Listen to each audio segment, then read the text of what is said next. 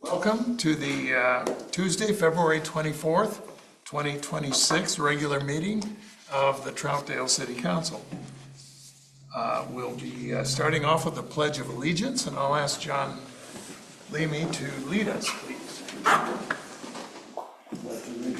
To the flag of the United States of America and to the republic for which it stands, one nation, under God, indivisible, with liberty and justice for all.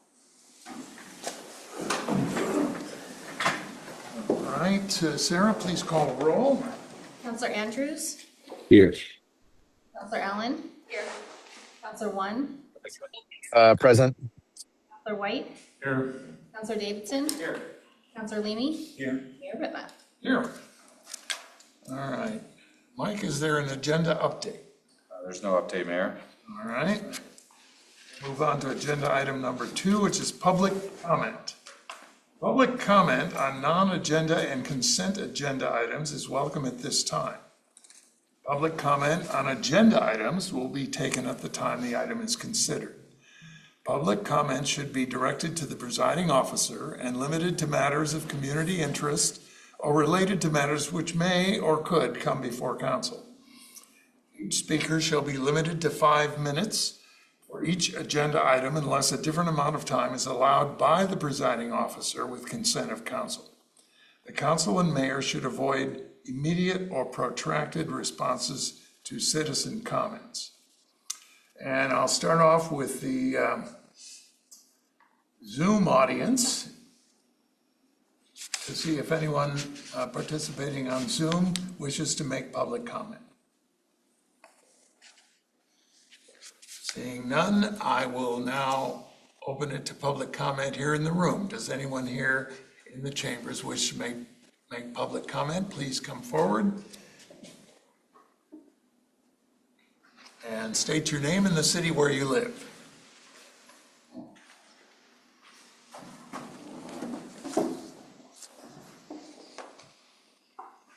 Good night, my name is Saul Pompeyo and I live on Gresham. I sleep on Gresham, but I almost live in Troutdale. I stay always in business downtown Troutdale. I comes to try to request to be fair in the use the sidewalk for tables. Almost 2 years ago, I say it's unfair, take on my tables and somebody else have a tables. Like we talked the last time, with 5 foot is enough for the wheelchairs can go. I only need 13 inches because in the front of my business for put a table. Because half of the table go inside to my building and 13 inches go out. Another business have tables outside in the summer and we can do it. Another business can have planters on the sidewalk and they have 21 inches. I already mentioned and tell you 2 years ago on the sidewalks, and it's okay for 2 years. I really lost a lot of money when I don't put the tables outside. And it's not because the people use the tables outside. When you're driving, if you saw tables outside in the summer, you want to stop. And maybe when you're sitting outside, it's too hot and go inside on the AC. But it's a very big attractions. And if I have the 13 inches, you at least you have another 5 or 6 or 7 foot to the wheelchairs. That means, can you guys help? I don't want to, another business lost the opportunity to have tables and chairs. I want to have the same chance to have my tables outside like other people. Thank you very much. I'm curious, did anyone forbid you to have tables? Yes, they sent me a letter and I need to take my tables and chairs right away. They give me half an hour and I take my tables and chairs. But other people still have the tables and chairs. I want to they have tables and chairs because it's, I says, but I want to have the same right to the other people. Oh, wow. Thank you. Yes, okay, thank you. Anyone else in the room, please come forward, state your name and the city where you live. My name is Rose Toman, and I live in Troutdale. And I had emailed, I believe it was you, Sarah, who got back to me. Have a senior at Reynolds High School. So right now, I am representing the Senior All-Night Party Parent Committee. We are working to organize a fun, safe, inclusive celebration for our graduating seniors so that they can be together in a drug, alcohol-free environment to celebrate the end of their public education. These Senior All-Night Party committees kind of came up.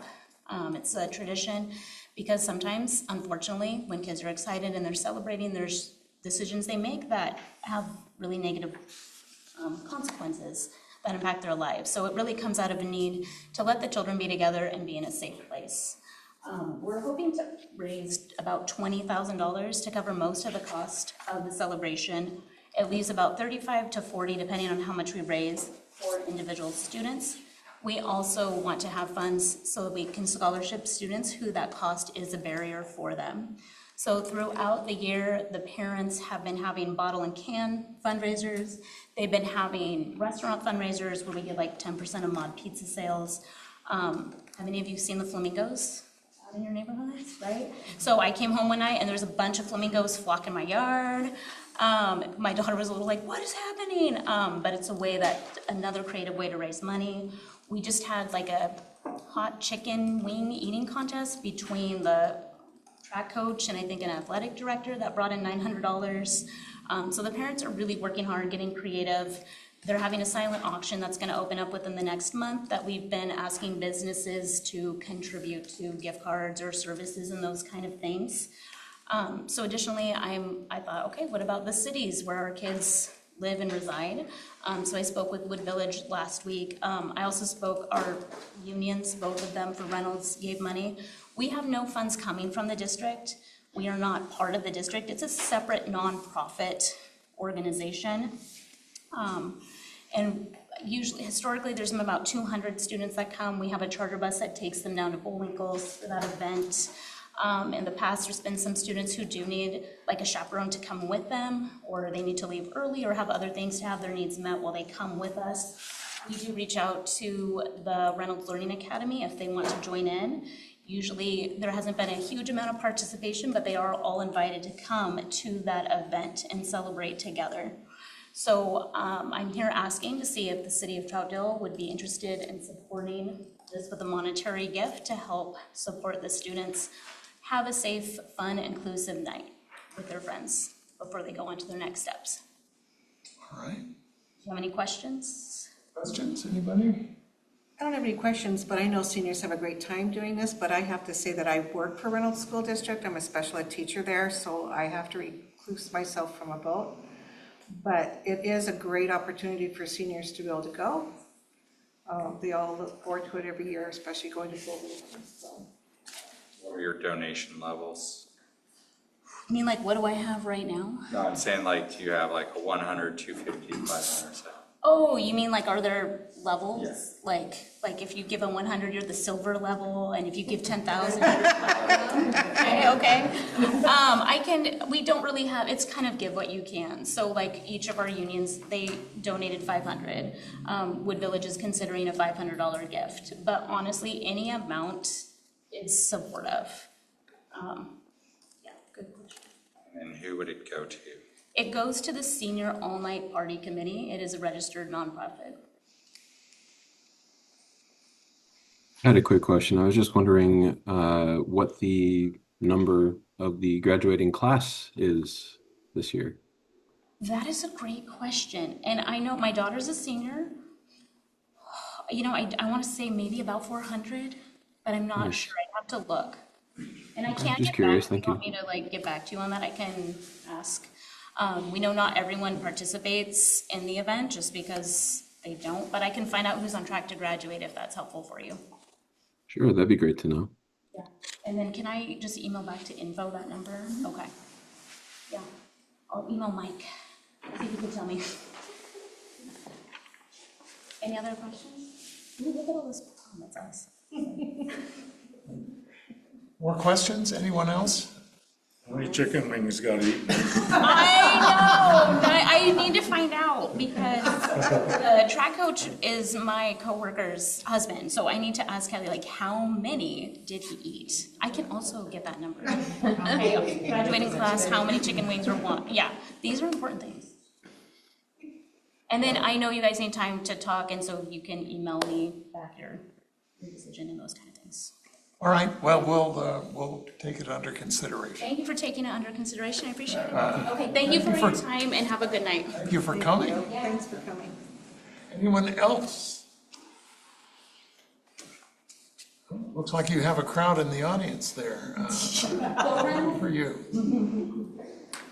Anyone else wish to address the council tonight on public comment?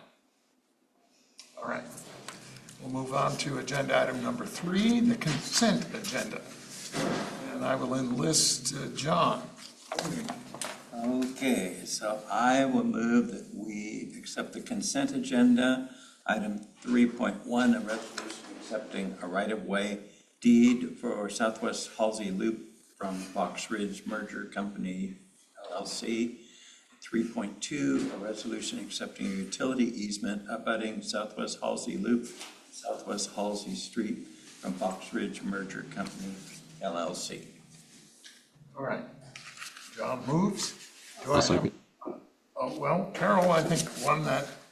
Great. So it's moved and seconded. Please call the roll. Yes. Counselor Leamy, Yes.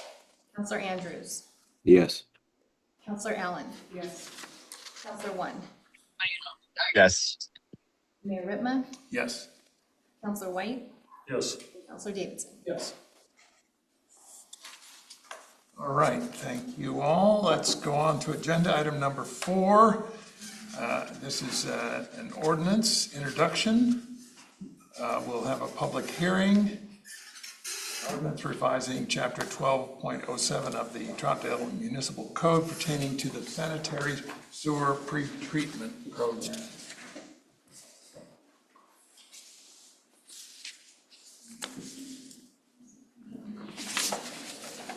And Ryan, you're on. Okay, great. Thank you, Mayor Ripna.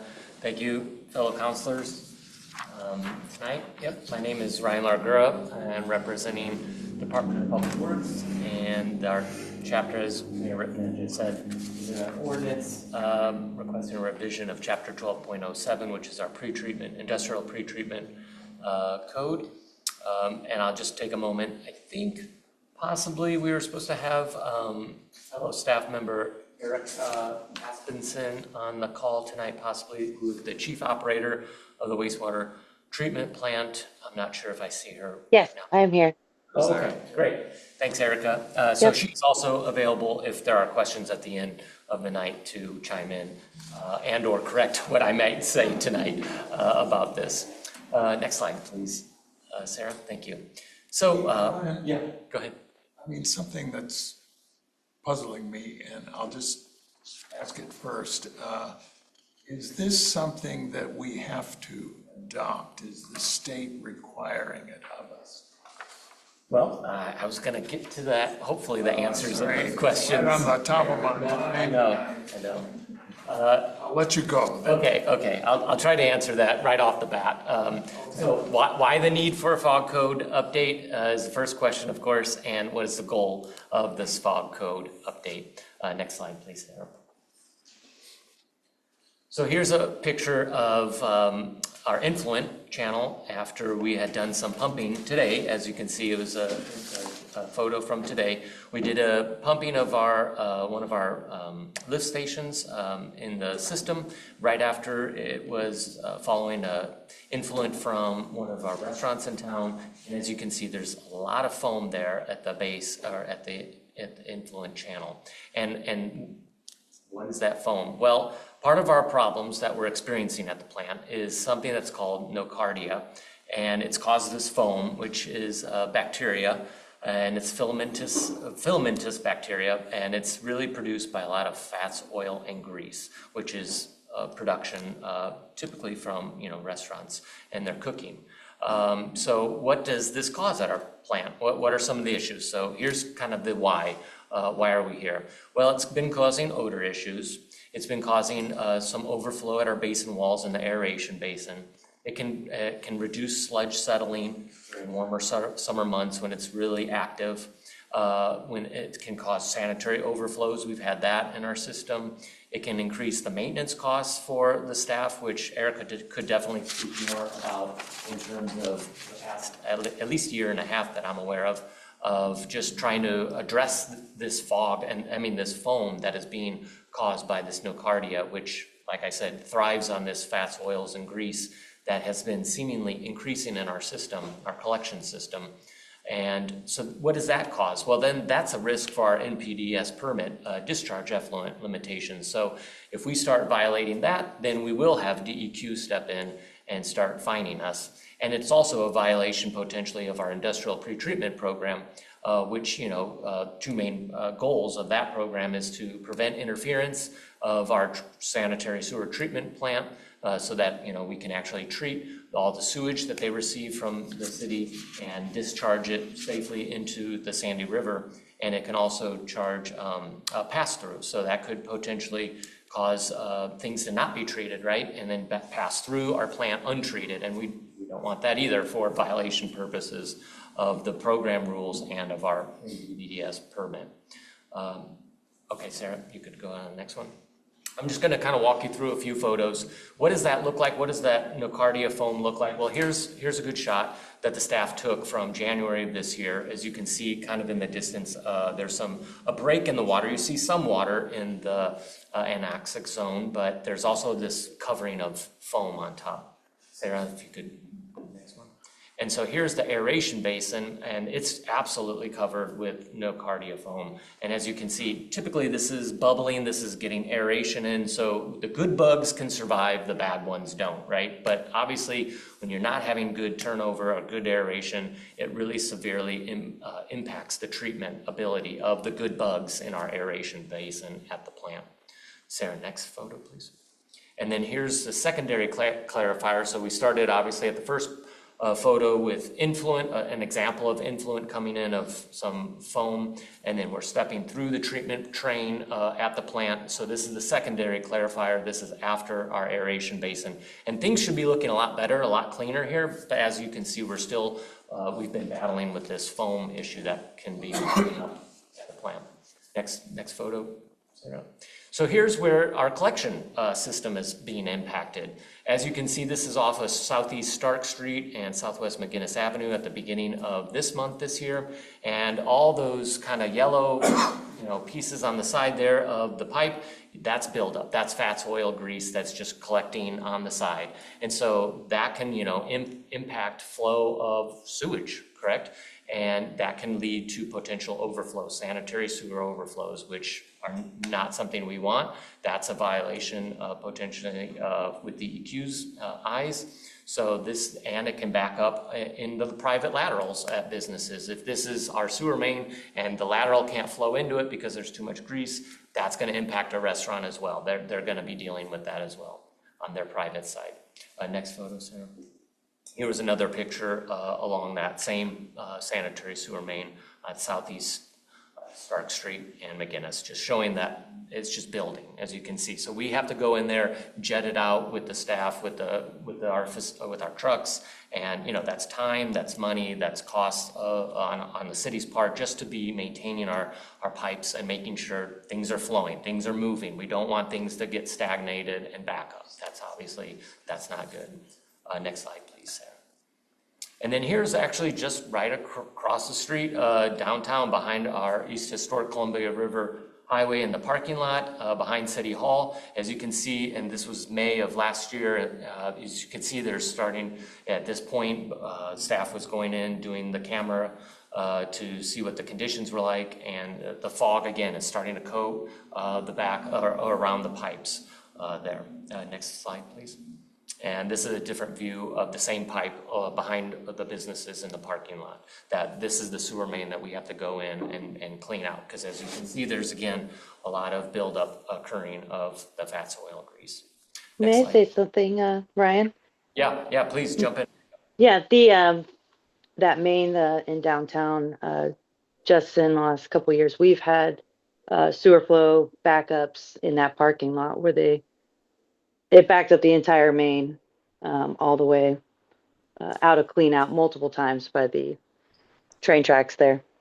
So it does cause sewer overflows pretty frequently. So what is the goal? The goal is obviously to hopefully eliminate these fog-related issues in the collection system and the treatment systems, and at the same time provide clear directions to the restaurants in order for them to achieve compliance, because we don't want to have people out of compliance. We want them in compliance. We want to be working with the restaurants so they understand, are your connections correct? Are they flowing where they should be flowing? Staff actually just told me today that there was a restaurant that actually didn't have a floor drain, it looked like, that could be potentially connected to the grease trap, so it looked like it might have been discharging anything that's being washed down into the drain directly into our sanitary sewer. And a lot of times, in kitchens, there's grease spillage potentially and whatnot that, you have to wash down everything. So we might be catching more than we need to be. But nonetheless, this code is, we're hoping to give a little more clear understanding, clear direction to restaurants of what the expectations are in order to help them achieve compliance and meeting what we hope is going to be the elimination of fog-related issues as much as we can. Obviously, I only have two tools as a pre-treatment coordinator. We have the fog that we would be addressing through restaurants or any other food service establishment, and then I have industrial pre-treatment. So I go into industry if they're discharging something that is not wanted, that is not domestic sewage, right? So we're looking at things that are not necessarily domestic sewage in order to address that. So our treatment plant can actually do its job efficiently and not costly as well to staff and to maintain it. So next slide, please. Yeah, so reach the end. If we have any questions, I can answer. All right, questions from the council? So is this a new problem you guys have experienced? Like, is somebody doing something out there that we're looking to stop? Or is it... Yeah, Erica could correct me, but it seems to have intensified, at least within the last year and a half, I want to say. We've always kind of taken more of a hands-off approach to fog, to addressing fog. After COVID, after we started to see some issues pop up, we started to kind of ramp up more annual inspections of each restaurant in the city, start to have more of a presence, try to, communicate to restaurants, hey, let's have good best management practices in the kitchen of how to handle your grease and whatnot, and just start being out there to see really what was the issues that we could find in the field.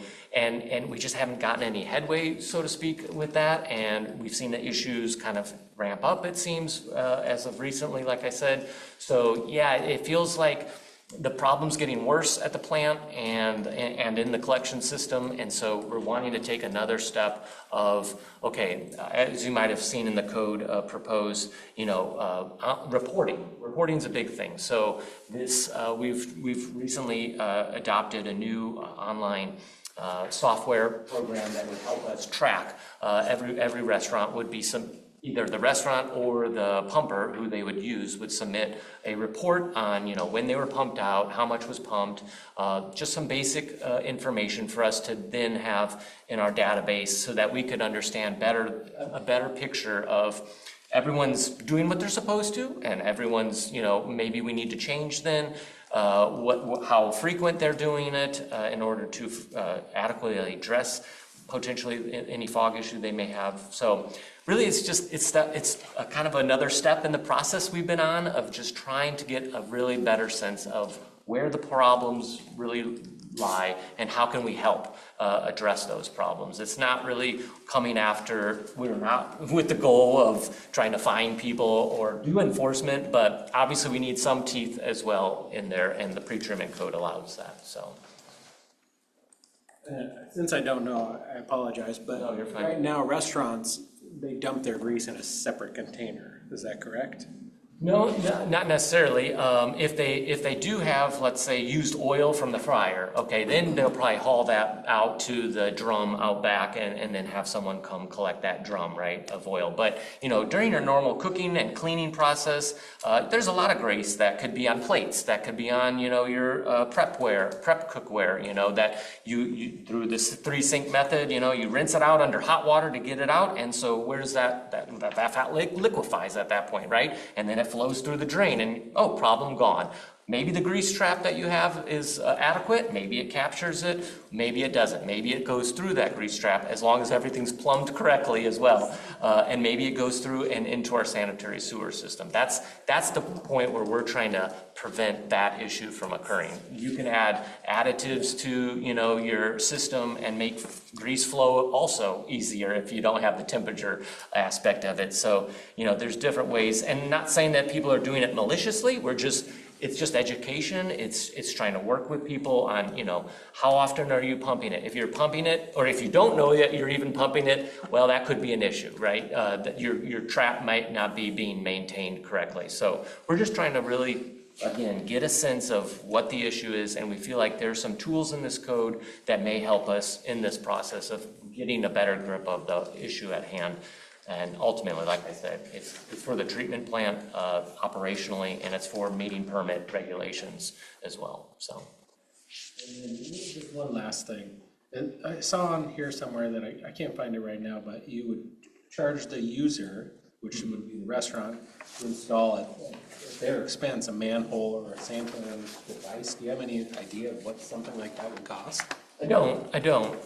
And that's one of those situations where we're hoping not to have to get somewhere to mandate something like that. We're hoping, typically the Oregon Plumbing Code is going to require a lot of things in the infrastructure that, is going to be there. It may be something that was pre-code of some requirement that, we're like, well, if we have no access to find out, that may be an instance where we might need to require it. But I don't think our goal is not to go out and find, you need a better manhole here, let's, charge you or demand that you get this new manhole that costs.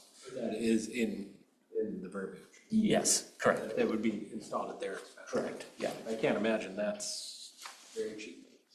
Yeah. Oh, manhole. Thank you. Yeah, you're welcome. John? So how do you currently approach violators? I mean, I'm thinking Darkham McGinnis, there's one restaurant. So it's pretty much probably that restaurant that's causing most of that grease. Yeah, I couldn't speak for it I specifically on where on Starks. I'm sure Erica would probably know a lot better than I would. So I'm not going to try to say that there was one in particular restaurant in particular. So far we have been, like I said, we've been very hands-off on any sort of enforcement. It's been mostly just verbal. Hey, we're noticing this issue. Could you please address this? We might need you probably need to, step up your frequency if you don't know what your frequency is or whatever it might be. I'm not sure, but there have been no fines levied, since we've started doing this after COVID. And so, yeah, we're just trying to kind of slowly. So if we need to, if there's someone that's just really, not wanting to work with us and really just not wanting to, do their part, then we have those tools available, but it's definitely not what we're going for with this new code. I did not hear an answer, at least to my question about this being some sort of new state mandate. It sounds like there are rules and have been rules in place, and that we're just beefing up our code to further enforce. Is that right? I would say that's correct, yep. So it wasn't some new thing from the Oregon, I don't know. Yeah, codes. Yeah, or the plumbing code. No, there was no specific code, but it's the risk of violation of our current NPDES permit. That is the concern. And Erica, again, if she has any thing to say. Yes. There is no new requirement from our permit, but we have been struggling to like meet some of our total suspended stalls, especially in the summer, because our permit gets stricter in the summer. Like you said, the settling happens or is worse in the summertime. Uh, the changes to these rules will just help us be more specific in like when you violate, what happens next. Our current code is pretty vague in what happens and what steps uh, there are to take when you violate. Yeah, when it comes to fog, things get a little, in the industrial pretreatment world, it's a bit of a stepchild as fog goes. So this is trying to help kind of flesh out, like I said, a little bit more direction, clarity for both ourselves and how we can approach restaurants and the expectations of a restaurant and what they need to do as well. Do other cities around us, or do other cities have similar codes to this? I mean, I wondered, was there a model code that? You know, a little bit. So the Clean Water Association of Oregon, they had put together some model fog code a few years ago. DEQ looked at it, and then DEQ had a bit of a push to try to get something on the books statewide so that there was a model code statewide for every jurisdiction to adopt. They took it to the governor's office, and I can't remember exactly where the steps fell, but somehow it wasn't taken on. And so the only thing we've had is, like I mentioned, the Clean Water Association model code. And they based that off of, varying jurisdictions within the state of Oregon and maybe outside of Oregon as well. So there is, I didn't point to any one code in particular. It was more of a broad-based, what are they doing, and try to assess. I did speak with the city of Portland actually today a little bit about our code because they do have something on the books as well for their fog code. And so it's relatively in line, with other codes that I'm aware of. This is. Yeah, this proposal, not the correct current one we've got. Yeah. And Gresham? Specifically with Gresham, I don't remember what they have. All right. Sorry, Mayor. So Ryan, the red is the new, right? Correct. And so our code already requires that control mechanisms are installed when it's deemed necessary, right? So, Correct. So the code that we have here is essentially putting in some maintenance requirements for those restaurants so that their mechanism doesn't fail. Correct. Yeah, I think the code right now is, something to the effect of, if we deem it's needed to be cleaned, then you need to clean it. This kind of gives a little more guideline of, okay, if it's 25% full, that might be a good time to, you should probably clean it. And at least, maybe a baseline, it sets a baseline as well as to how frequent.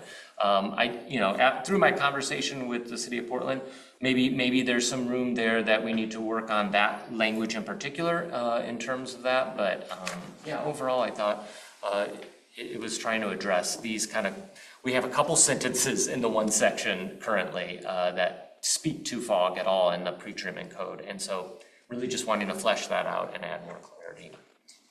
And were the restaurants in Troutdale,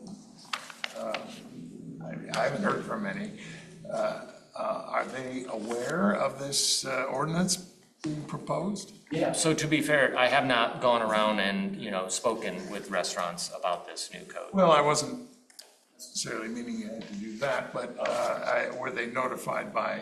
No, I did not notify. Yeah, no, I did not notify. Carol? I know that Zach had, do you want to go with Zach first? Do you want to go? I didn't see Zach. Yes, there's the little hand. Yes, Zach, go ahead. Hey, thank you, Carol. Thank you, Mayor. Just kind of a follow-up question real quick to Jesse's on cost here in a second, but because this came down and, I read through this and I know I spoke with a couple other counselors, but another counselor, excuse me, Glenn, and we were just kind of feeling out the businesses, individually. I mean, I spoke to Troutdale Burrito Shop, and we talked to a couple downtown just to kind of feel out what they're used to doing and how this would impact them potentially. Just make them aware, because they didn't seem to be aware of this potential change that directly impacts them.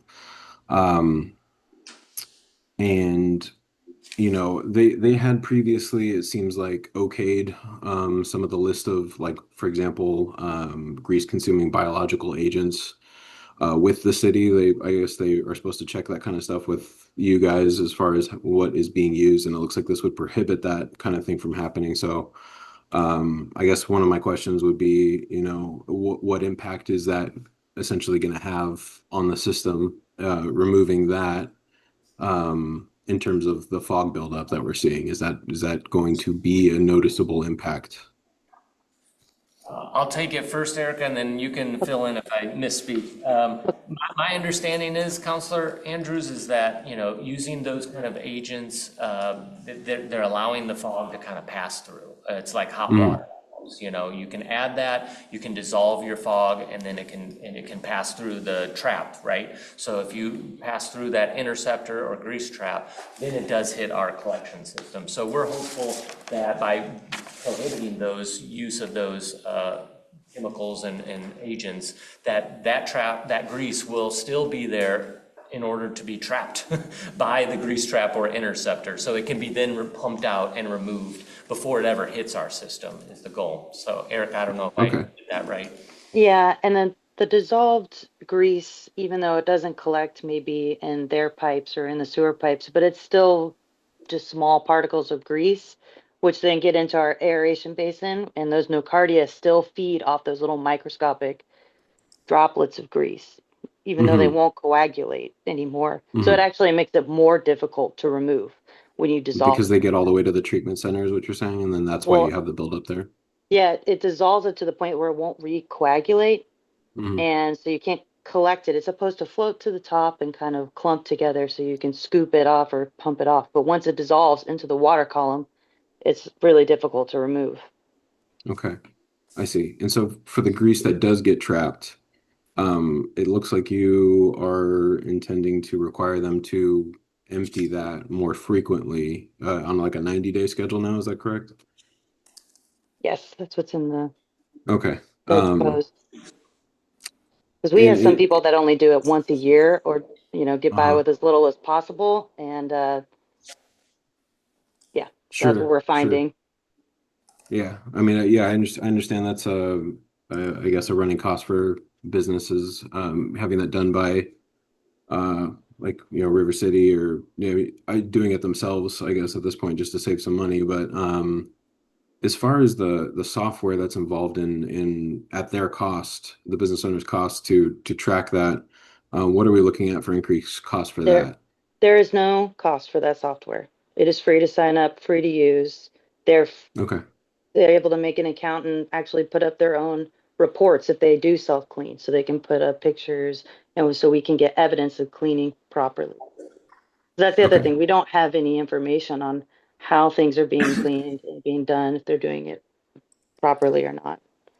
We're just taking word for it. Sure. Running off of the maintenance schedule that they're self-reporting is what you're saying. Yeah. Okay. I see. So the Is city's footing the bill of the software, the fog BMP currently is what we're using, but so there is no cost, like Eric said, for the restaurants. Okay. Got it. So as far as frequency, Erica, I know you mentioned multiple times there was overflow in the back of the main stretch down there. Do you know about, like, how often we're having issues with this over the last, like, year or so? I mean, it takes a while for that grease to build up in a pipe that size, 6 inches, but in Mm-hmm. like every other year, we have an Okay. overflow Okay. at that particular pipe. Okay. And it seems to be centered around, and these are the two main problem areas, it sounds like, in the entire city.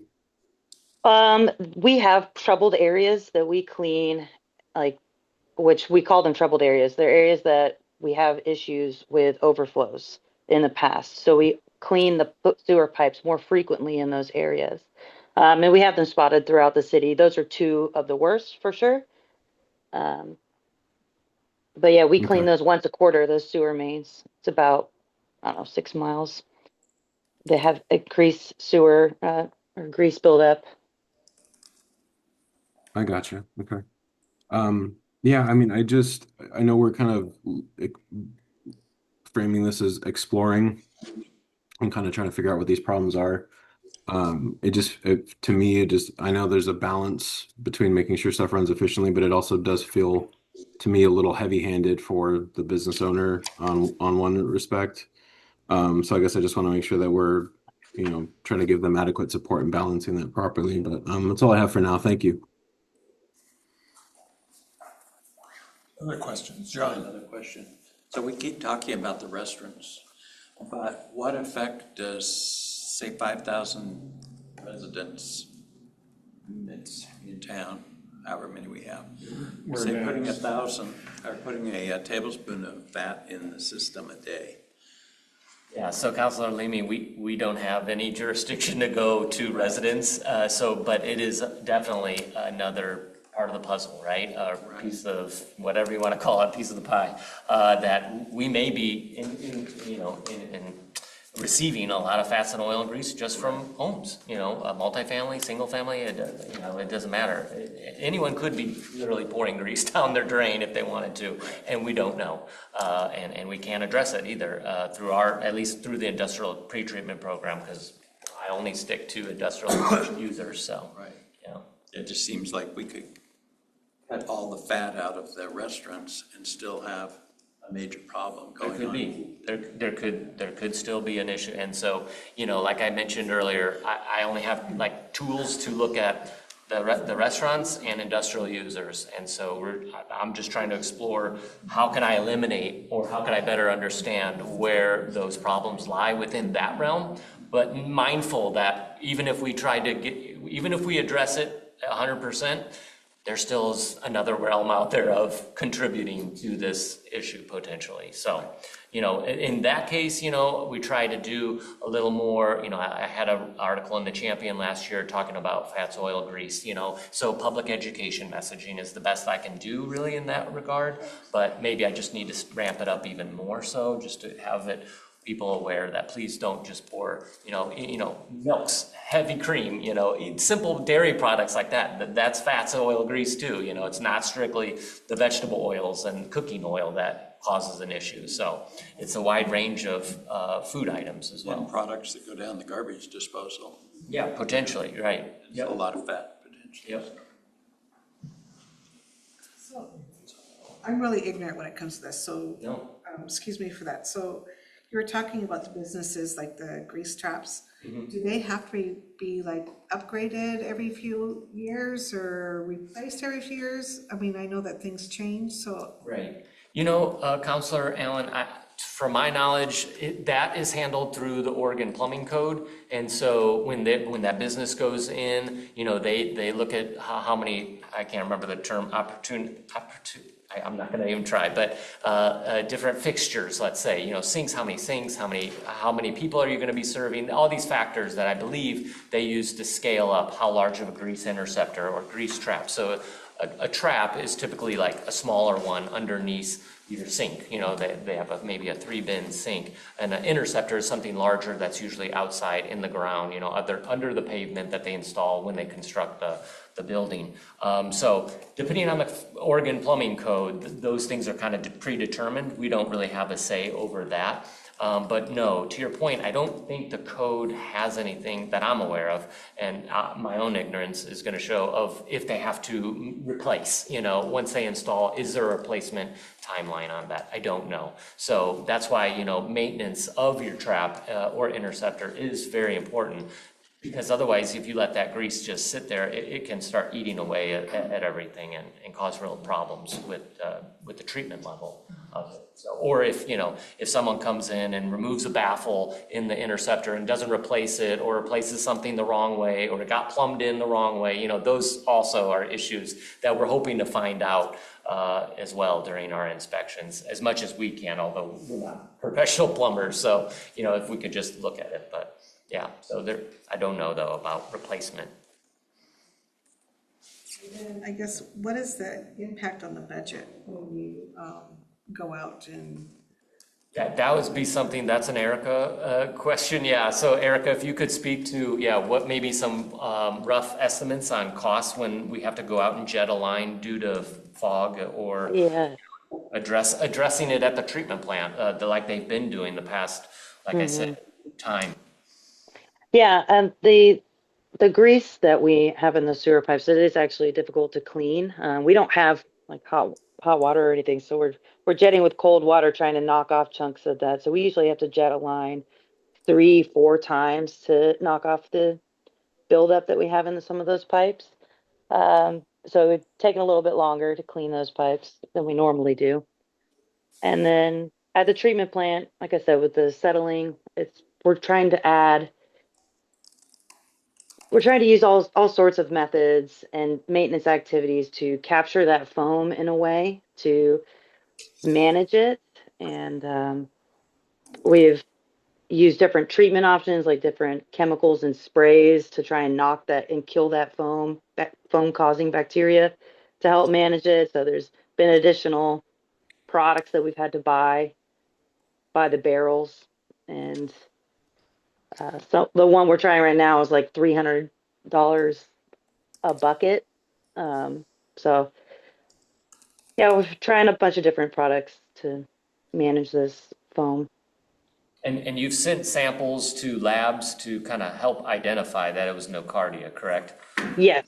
Yeah, it's gotten worse over the last year and a half. The settling characteristics of our sludge that help, clear the water out, it started settling worse and worse. So we sent in lab files and got a DNA tested, and they can tell you what kind of bacteria are in your sludge. And they pointed to nocardia being like 30% of the bugs in a volume of sample, which is really high.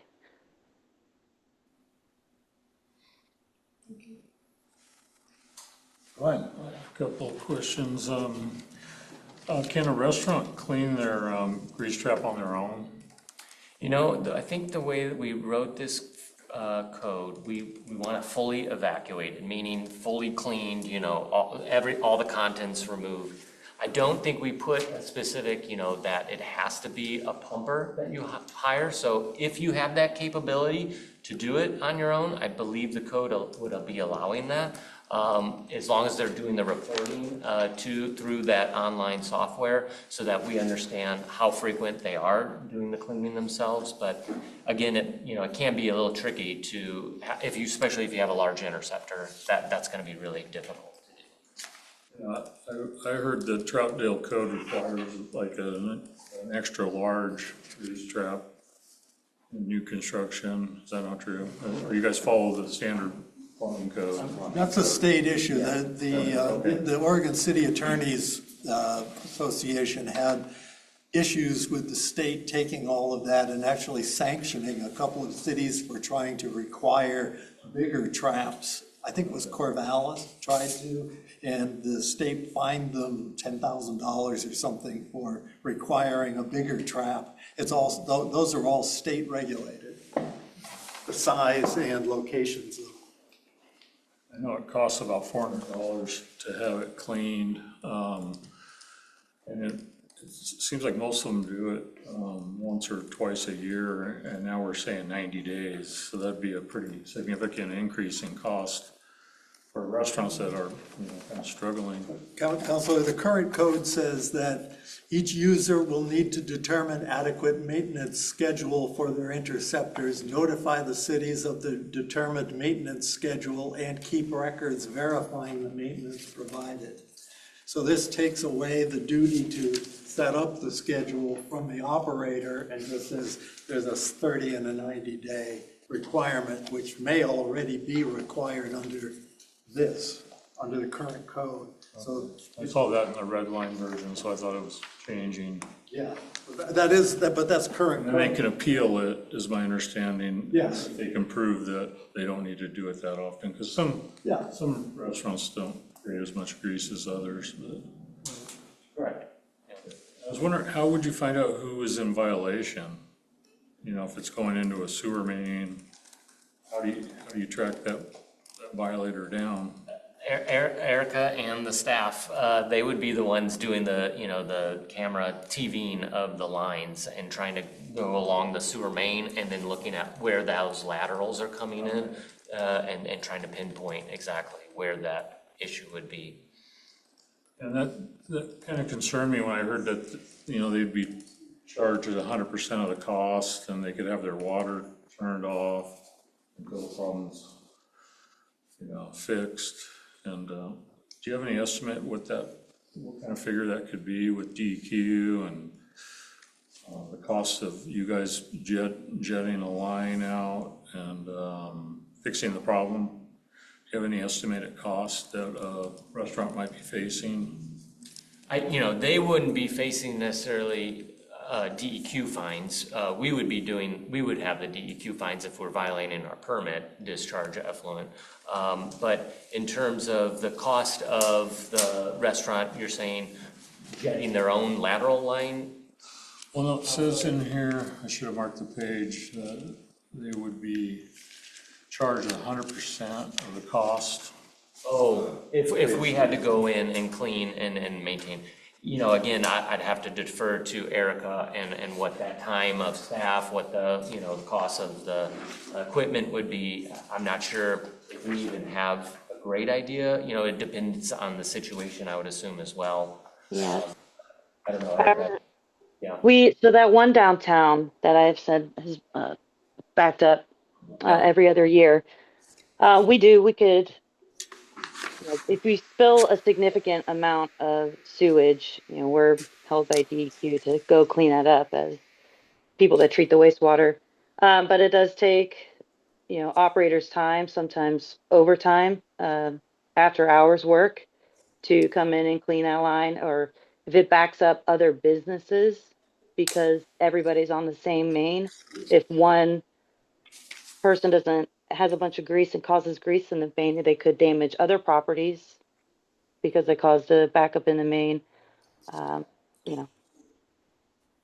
not saying that's what we would charge all the businesses, but there are costs that happen when sewer mains back up that could cause some serious damage.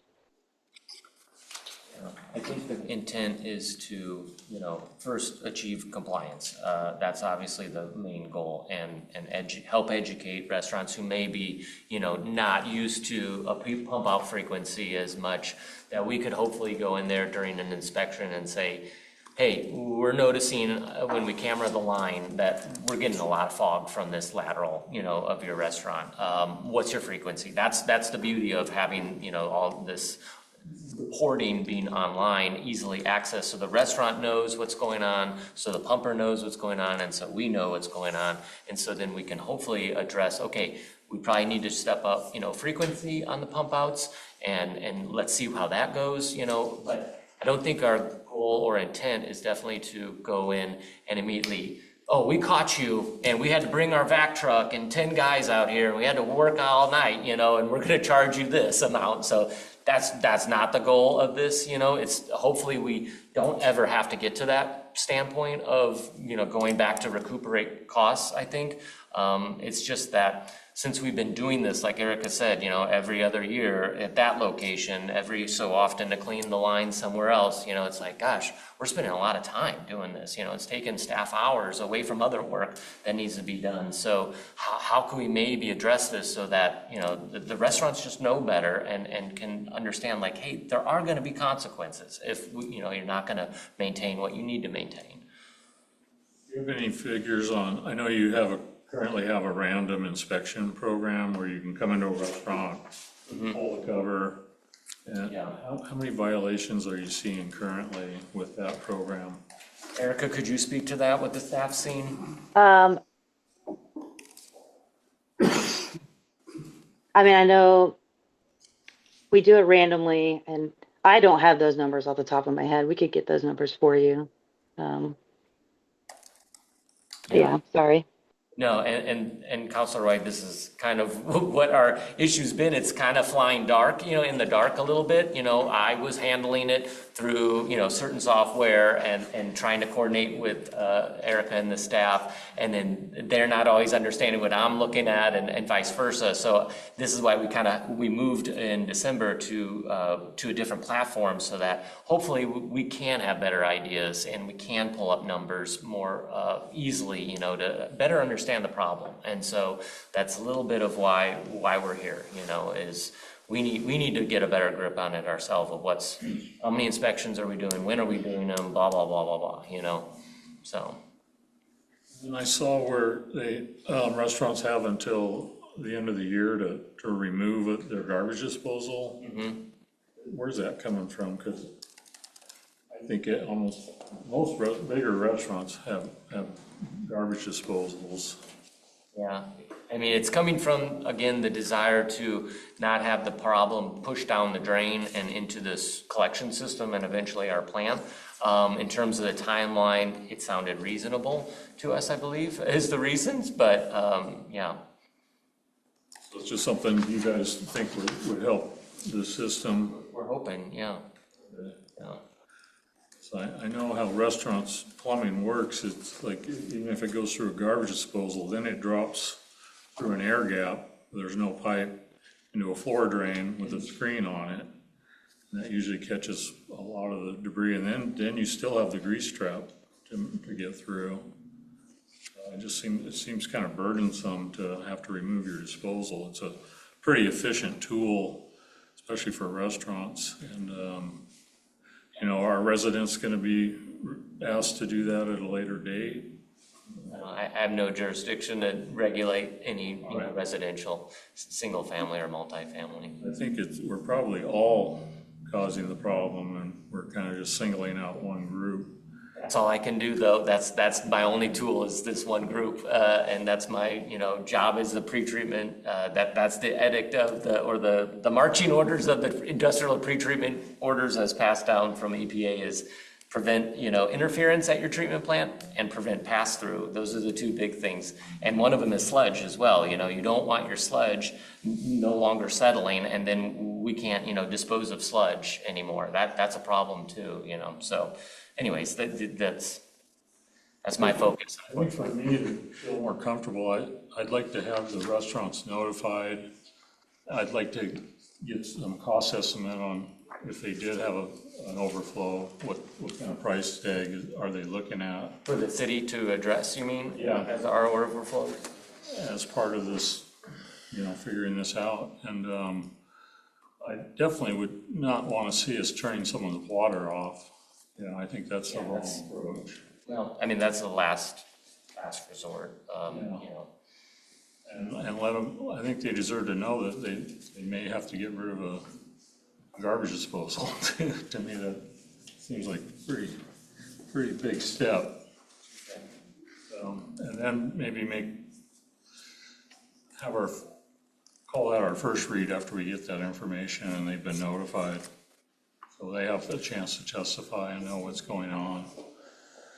That's kind of where I'm feeling comfortable with. I hate to prolong it, but it would have been nice if some of that could have been done ahead of time.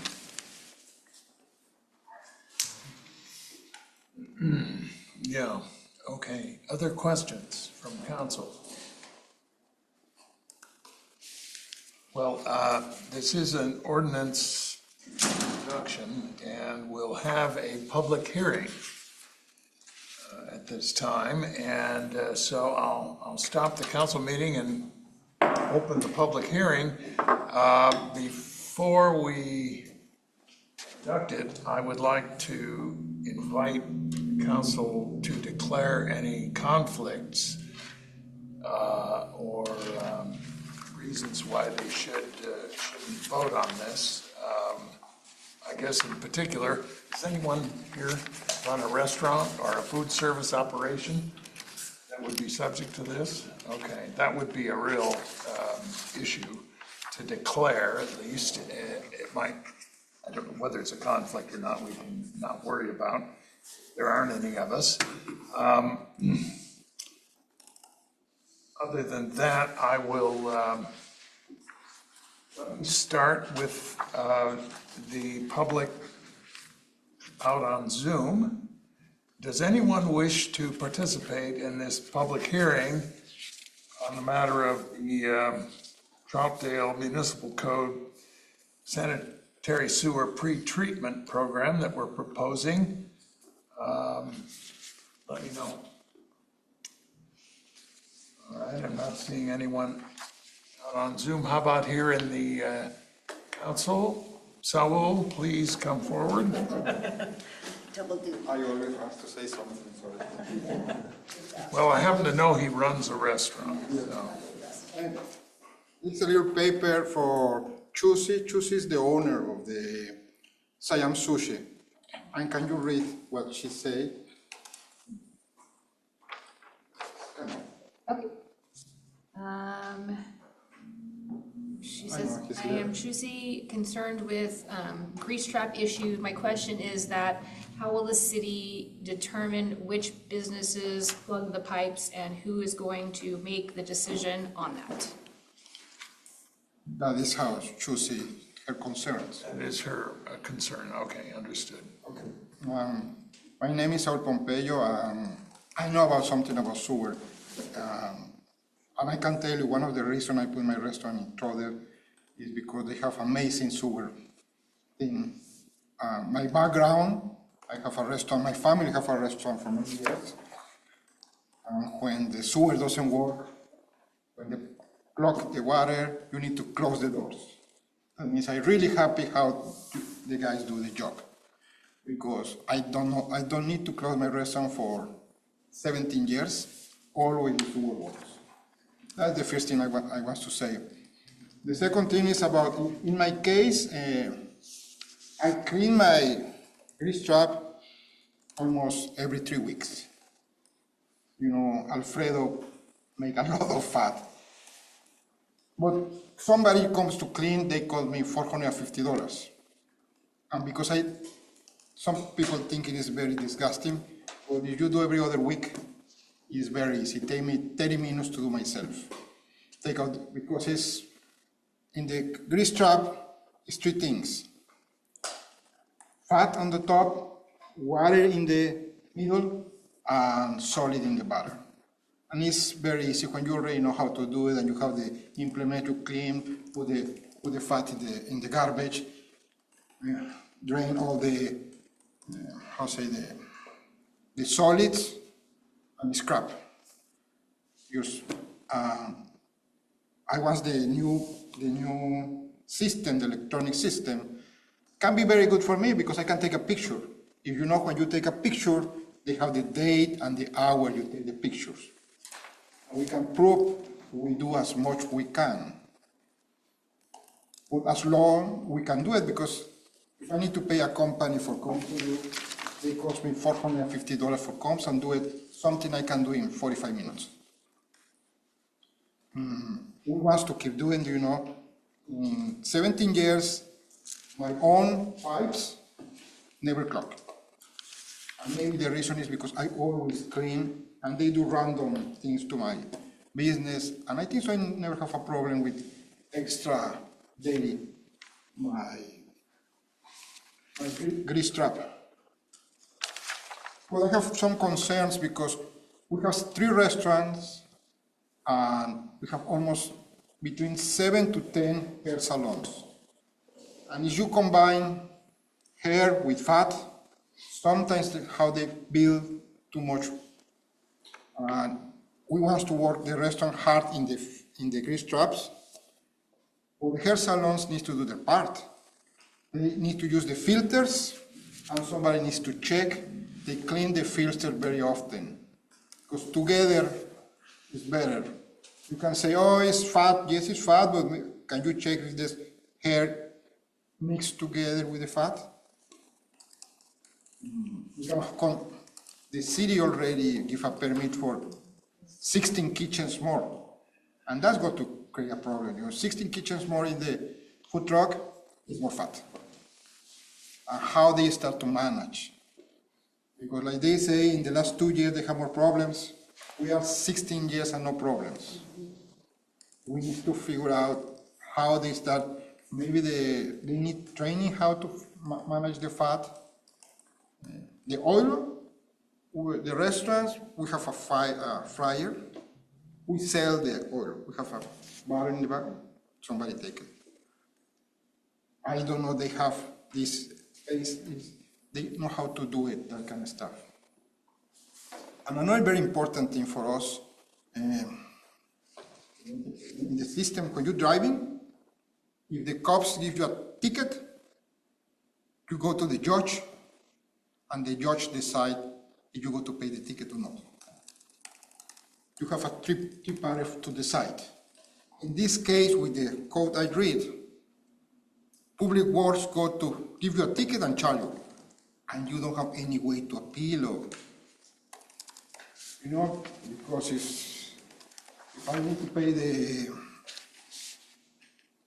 thousands of dollars of something I want to have the right to appeal, or somebody can decide, not the same person go to decide. Because in the American system, you always need to have somebody, like the cops, they give you a ticket and you go to the judge. I have a thing for the sewer for the last 15 years, until now they don't resolve. I still pay extra for the sewer, and I try to do the right way because, like Travis told me, the only way we can change if the city council decide to change the rates. But because we don't have the appeal system, I need to keep paying extra for 15 years. That means if you go to send up, because when the inspector do something, is for a permit, it's different when they put you a fine. When we need to pay another, it's like a fine. That means we need to have the right to appeal and go to somebody decide is really our fault or it's not our fault. It's a combine of different things.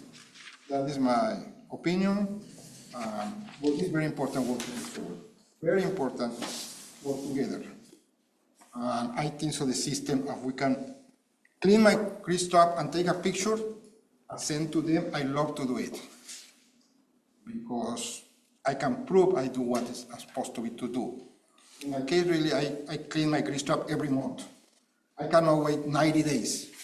Every restaurant is different, Somebody, my other business, I can do once a year. No problem. It's every 6 months. But in the Italian restaurant, I need to do every month or sometimes early. 90 days is most. We need to figure out, every restaurant needs to figure out how often it needs to do it. Thank you very much. All right, thank you. Anyone else interested in addressing the council on this matter? This is a public hearing. A couple of questions were asked, so maybe I'll have staff before I close the hearing. The written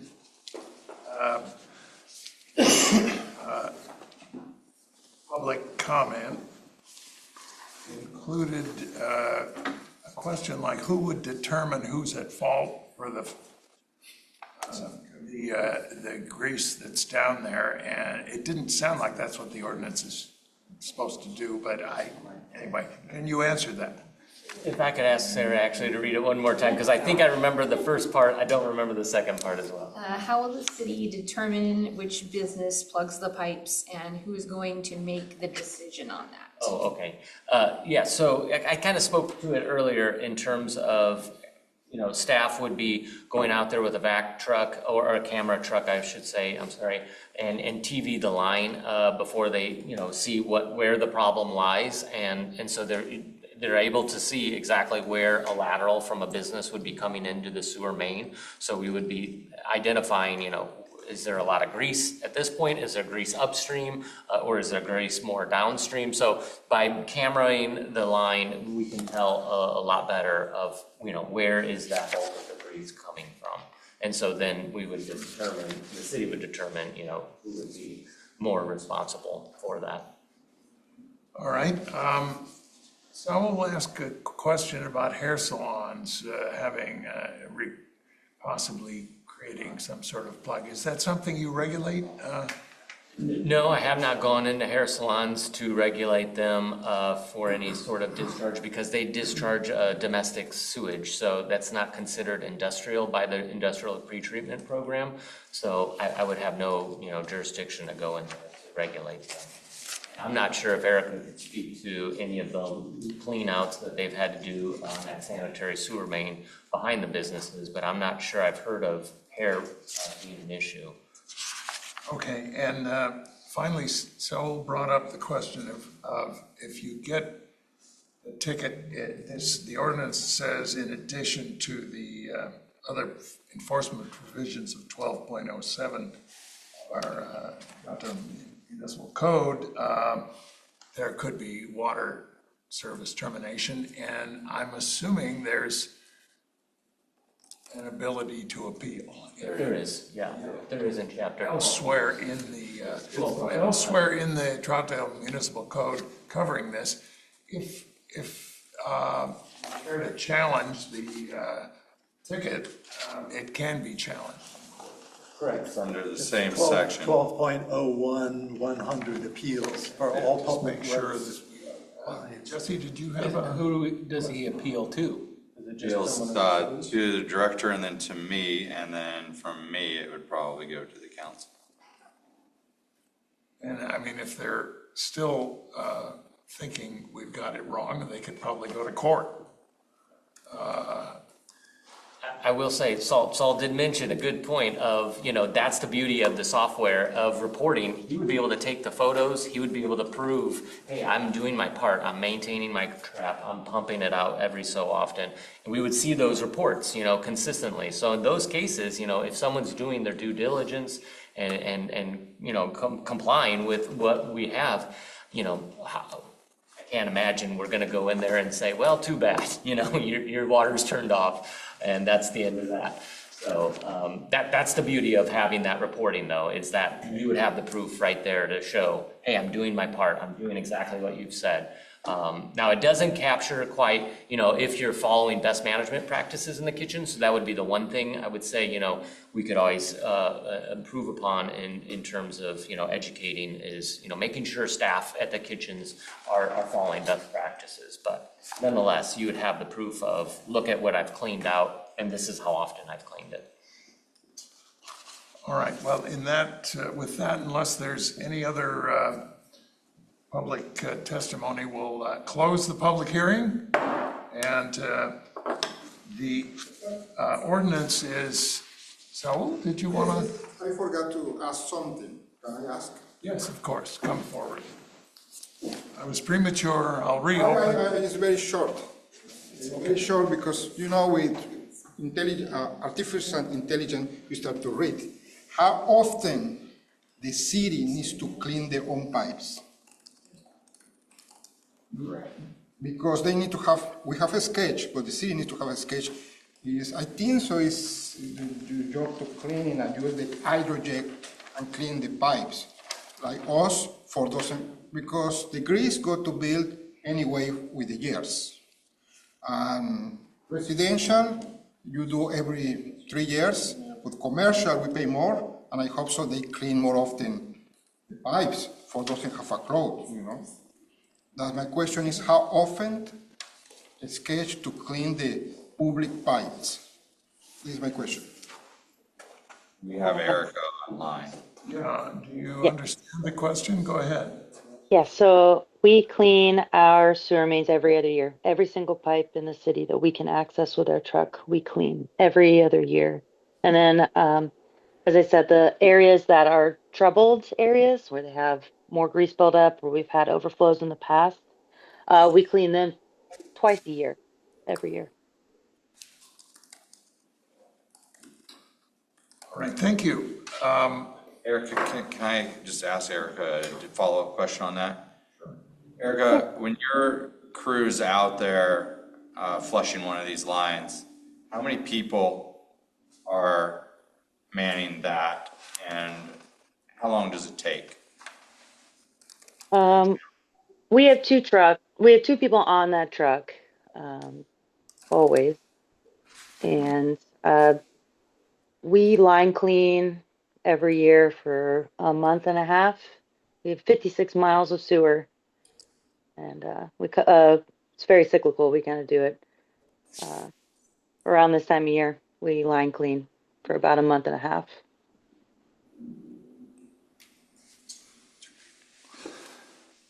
All right, I'm going to close the public hearing at this point, unless there's anything else.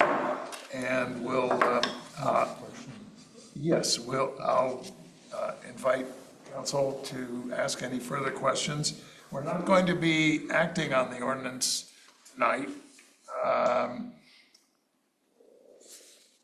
So go ahead. Yeah, I'm looking at page 3 of 4, item 3, where it says skimming's prohibited. But I assume that means if you're gonna clean the whole thing though, of course you're gonna have to skim it, get the top grease, scrape the thing out and pump the water out. Correct. So what do they do, what does a restaurant that's gonna do it themselves do with the water portion? So that, I know the grease they can put in their grease barrel that they sell for biofuel. I'm not sure, Counselor White, what they'll be doing with the water. That's why you might be able to do it yourself, but it would definitely behoove you, I think, to use a professional that has the equipment to handle all the. Knock it out. Yeah, especially if you have a larger interceptor. I mean, that's going to be 1,000 gallons, so that's a lot. And then when you guys jet clean, are you just forcing it down to the sewer plant or further down the line, or how does that work? Yeah, I mean, Erica could probably speak Yeah. to it. Exactly that. It jets them off and it goes down the sewer main because there's no direct way to access. We do have a basket that we catch, that we kind of put at the end of the pipe to catch large chunks of grease so that we don't just push it straight to the plant. Okay, that's all I had. Thank you. Any other questions from council? Questions of staff? You had,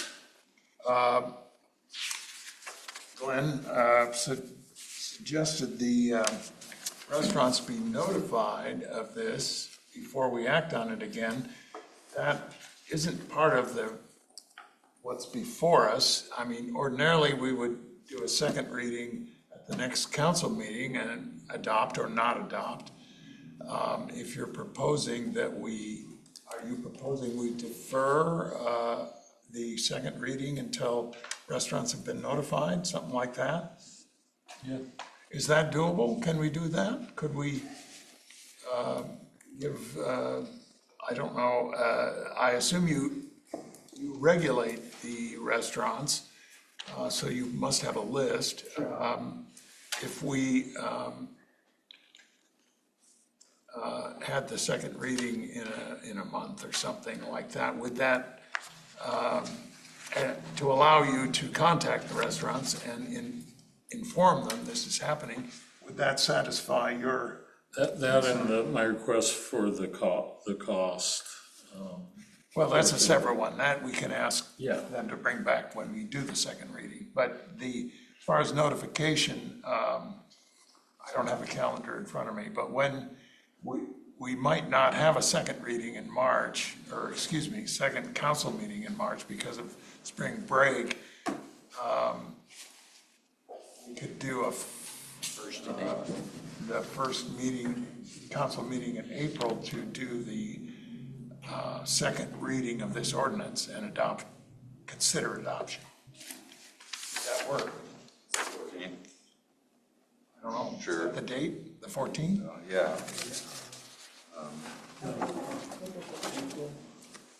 So Glenn is proposing, and I don't think we need to vote on it so much as, does anyone object to us deferring the second reading and consideration of adoption of this ordinance until April 14th to allow staff to notify the restaurants and allow the restaurants to raise whatever objections they want or at least comment on it or not?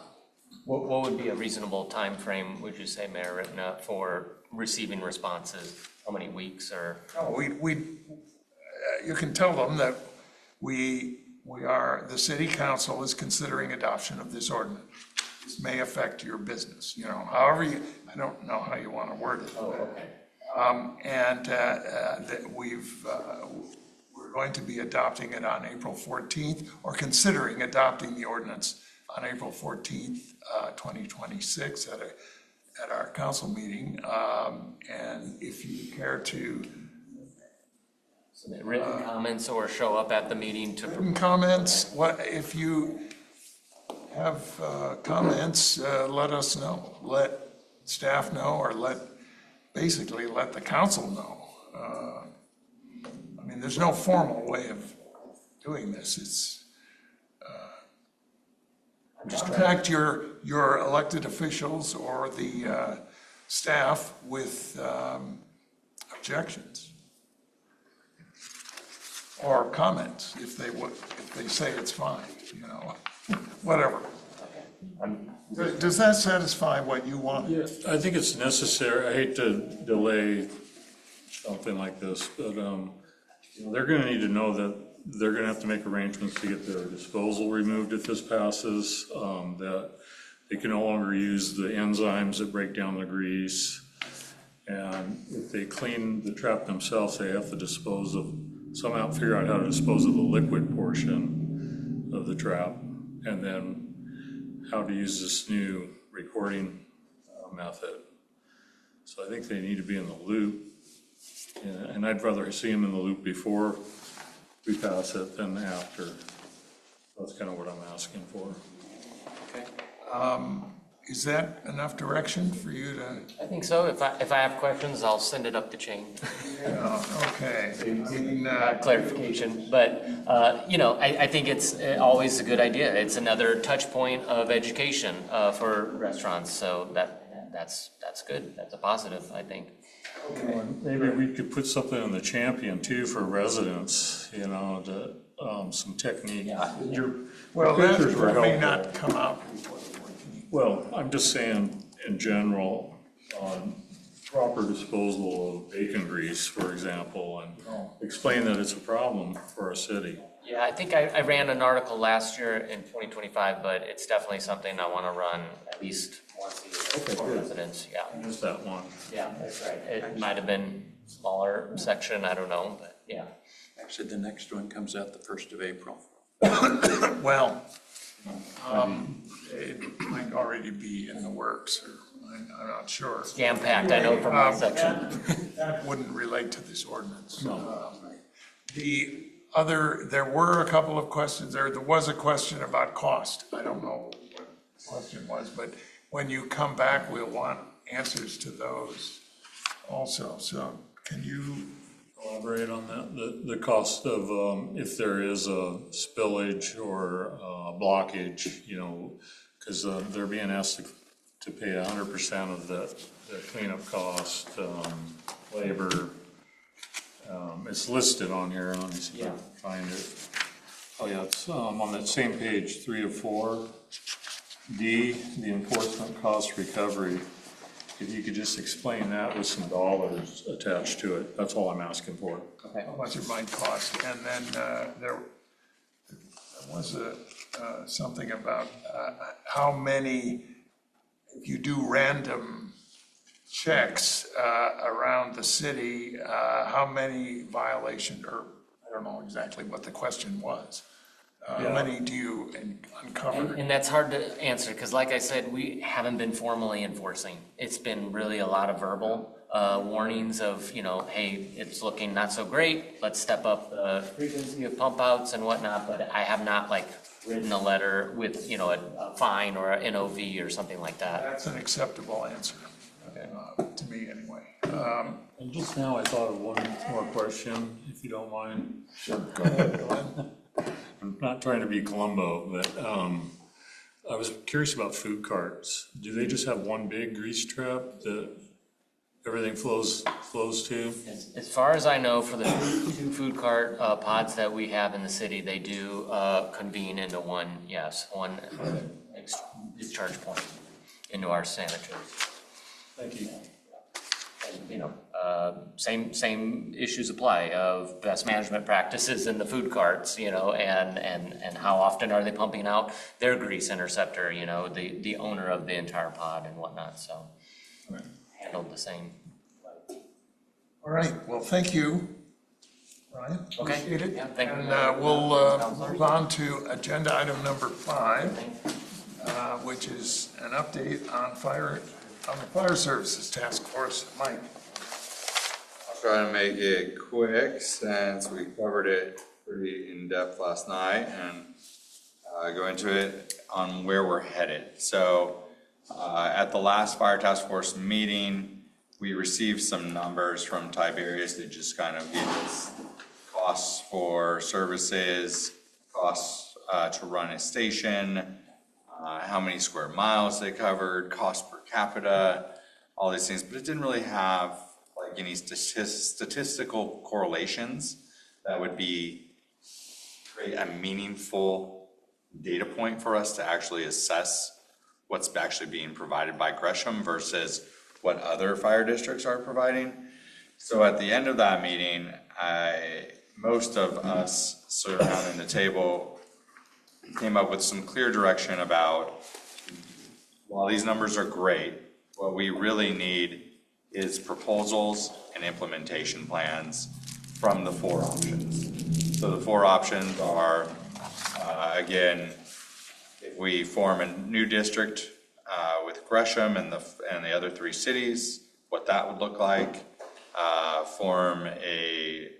Go and jump into District 10, join with Clackamas District 1, or continue in the current Gresham model. So those were the kind of the 4 options that were being tossed around. And so the direction from the task force to the groups presenting were to come back with a proposal and a modeling plan and an implementation plan on how you would get up and running with your particular unit, whether it's Gresham, whether it's the new district, whether it's District 10, or whether it's Clackamas 1. So we scheduled that out because Clackamas 1 can't really give a presentation until May. So Gresham will go first in March with a presentation on how they would assume taking this over, or continuing status quo, or starting a new district. I imagine we'll get those 2 presentations in one at that point in time on what their assumed administrative costs would be, and creating a whole new district versus continuing as is. In April, then we're supposed to get a presentation from Fire District 10 about how they would assume this responsibility and provide for us the coverages and what rates. So each one is supposed to tell us what rates they would need in order to function, what their modeling operations model will look like.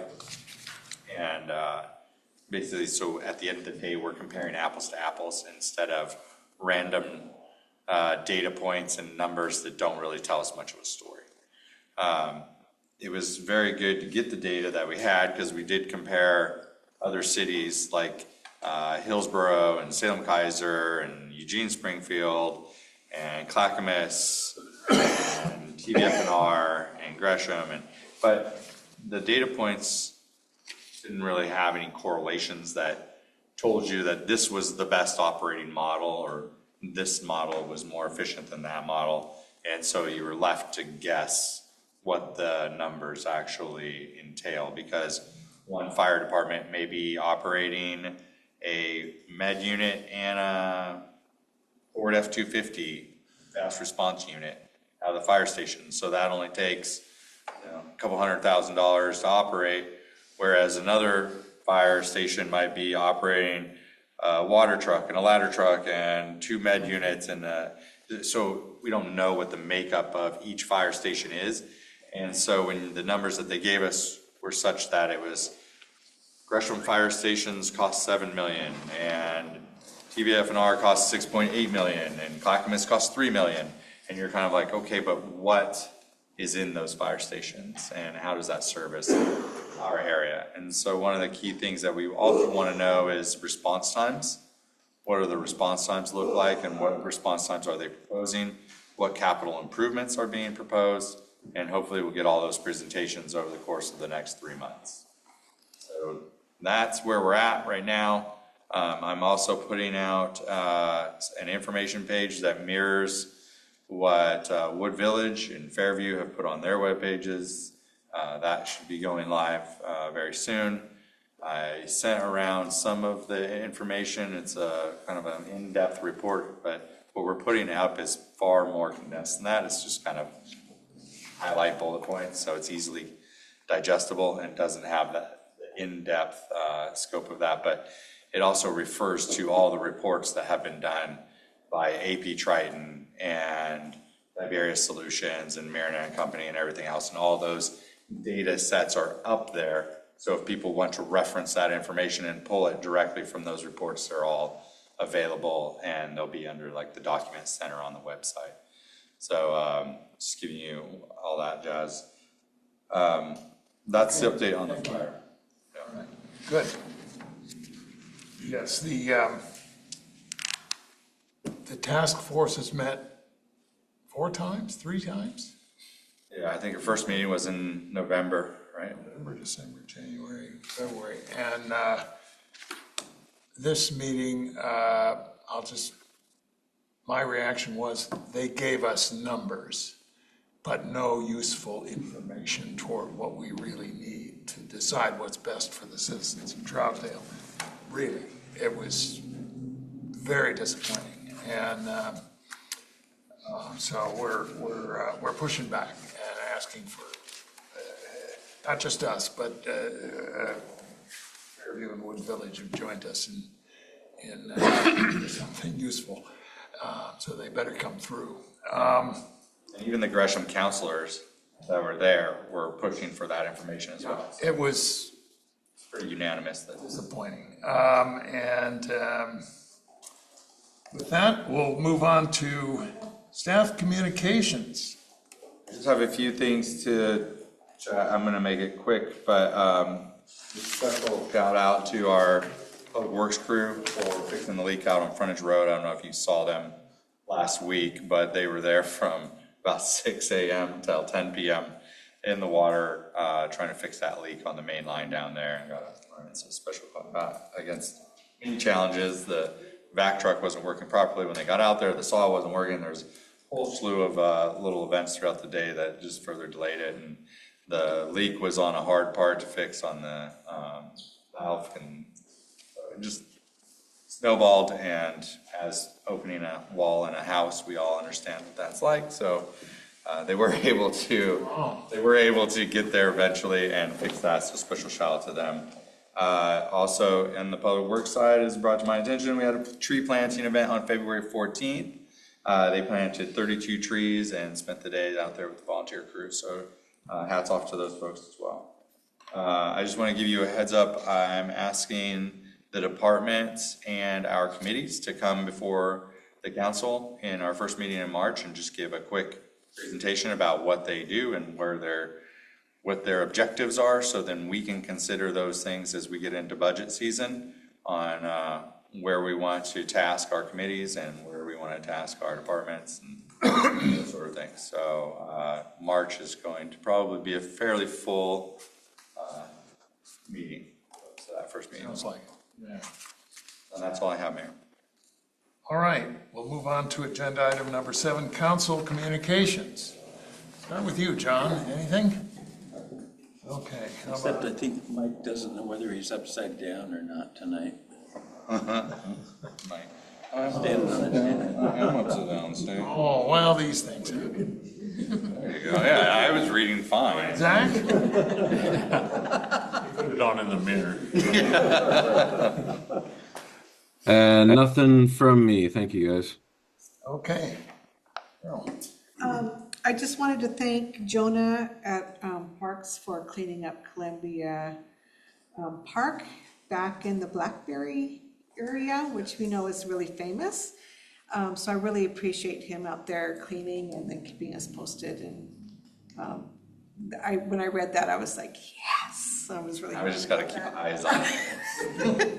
And also for fixing the signs that were coming out of the cement out there by the, in the park, so I really appreciate that being done. Jeffrey?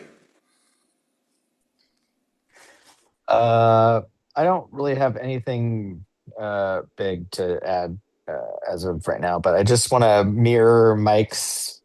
Hopefully, you guys understood the frustration by the our fire committee that we're doing. We just really haven't had any good information yet to come to any sort of conclusion whatsoever as to what is the best method to move forward in what Mayor said was what's best for Troutdale. And so we are hopefully pressing hard on them to get us that information so we can come back with something that is useful for us to hopefully help us move forward. And other than that, I don't have anything else. Thanks. All right, thank you. It was a week ago last Saturday, I had the pleasure of cutting the ribbon at a new Haitian-themed grocery store that opened on Stark Street, just west of Skyline Pub, right west of Troutdale Road. Used to be Stark Street Espresso coffee shop, and there's a restaurant there, and it was Haitian-themed. I was offered and enjoyed a cup of coffee, or no, it was Haitian hot chocolate. And the thing I remember most, besides they did have produce, and they do have produce there, is they had plantains. And you just don't see that very often here. So anyway, all the best to them, and they seem to have an enthusiastic crowd of people supporting their grand opening. And with that, I don't have anything else. Go ahead, Glenn. Yeah, well, it's that time of year where I'm watching the river closely for smelt, and the Cowitzes had a really big run. In fact, they've opened it up for additional days of netting, and they've been seen in the Lewis River, which usually means we're gonna get them next, so hopefully that'll happen. That's all I have. I did have one thing. I was hoping to possibly propose meetings as a group to discuss possible options for our URA future. For the confluence, if things fall through with the development, I think it'd be good to get together and discuss some possible alternatives for that. I know personally I have some vested interest in that area, so I just throw that out there for all you guys. Hopefully we'll be able to get together and talk about something. Okay, good. And Jesse, you and I talked briefly about that, and I checked with Ed, and since it's land that the city owns and will be involved in real estate transactions of some kind, whatever we do, he assures me that it is a worthy candidate for an executive session. And apparently we have further developments with the proposed development that's on the table right now, and we could have an executive session discussing your ideas, what Ethos and others are talking about on I think is it the 17th? It would be the third Tuesday, where we don't have a council meeting, but is the scheduled time for a URA meeting. We have the fire meeting with the 3 cities. Right, but that would be at 5, or even you said 4 to 6, so I don't see that as a conflict for them. But anyway, schedule it if you can. And if not, we'll find another time to, we need an executive session to further discuss in confidence, really, the development of that property, and that would be a candidate for such a meeting. Great. And then the only other thing, I took some interest in maybe making a donation to the Reynolds seniors. The Wood Village, you know, and Fairview, $500. I mean, I feel like that would be something that I'd be open to discussing with the council. Well, we could have Mike put it on the agenda for discussion. A donation of, what were you thinking, 500, something like that? Match. 501. Where's Eric Mueller? Anyway, a discussion of possible donation. I don't know what other sentiment there is, but Jesse, if you want to discuss it, let's put it on the agenda and consider it. Anything else? That's it. All right, I would entertain a motion. I make a motion to adjourn. Okay. All in favor, say aye. Aye. Any opposed? We are adjourned. Here, up those.